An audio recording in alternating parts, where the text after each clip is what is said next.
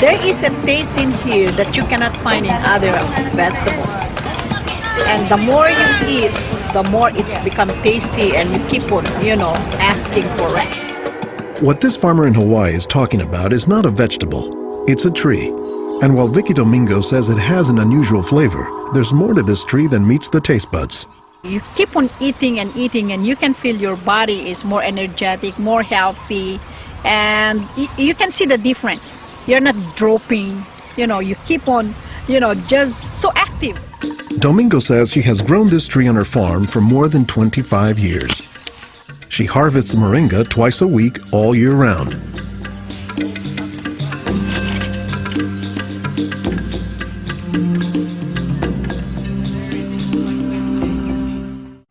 Domingo says there are many nutritional and medicinal uses for moringa.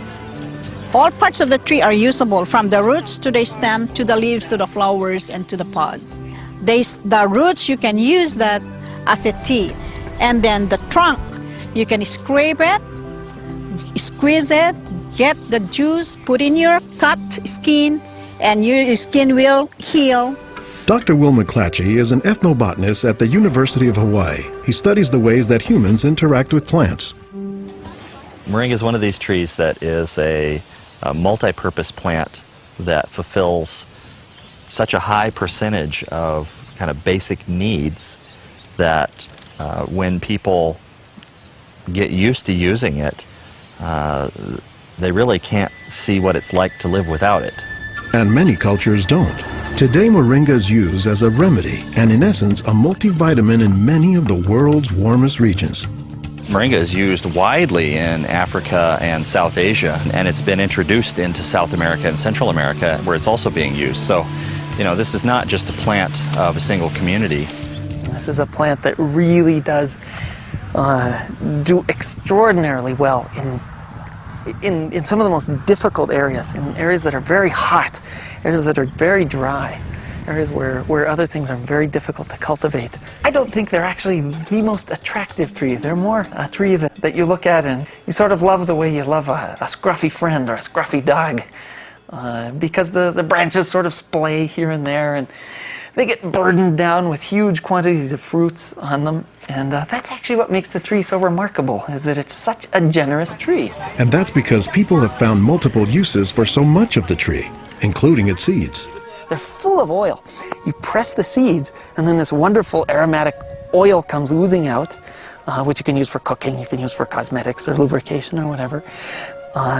And the cake, the press cake, the stuff that's left over after pressing the seed, that is what's used for water purification. Water purification, Olson says, is especially useful in developing countries where clean water is hard to come by. But the benefits don't stop there. Some of the things I think are most exciting about moringa is, for example, the high vitamin content. There's a lot of vitamin A in the leaves. And worldwide, that's a problem. A lot of people have problems in development of their eyes because they don't have enough vitamin A.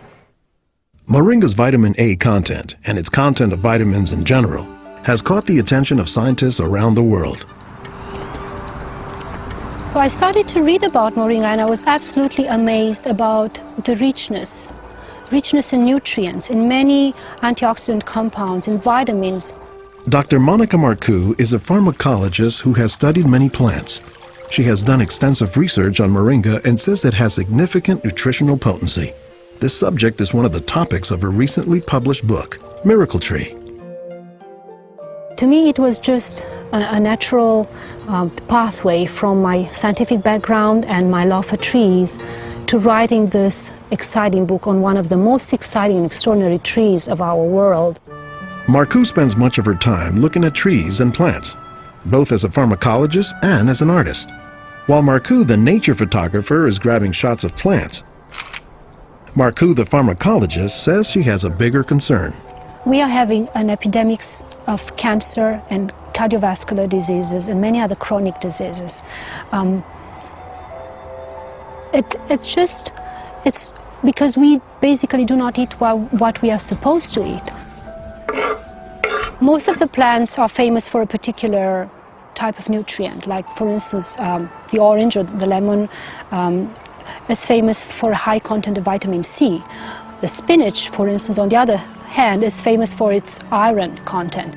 Moringa is very unusual because this single plant contains a wide variety of nutrients, but also in quite very high amounts. Marcoux says this concentration of nutrients combined with low calories and low sodium content makes moringa an ideal energy food or supplement that can help offset the typically unhealthy Western diet.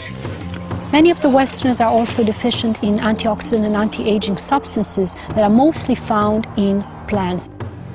Antioxidants, according to the National Institutes of Health, protect the body's cells and may prevent cancer.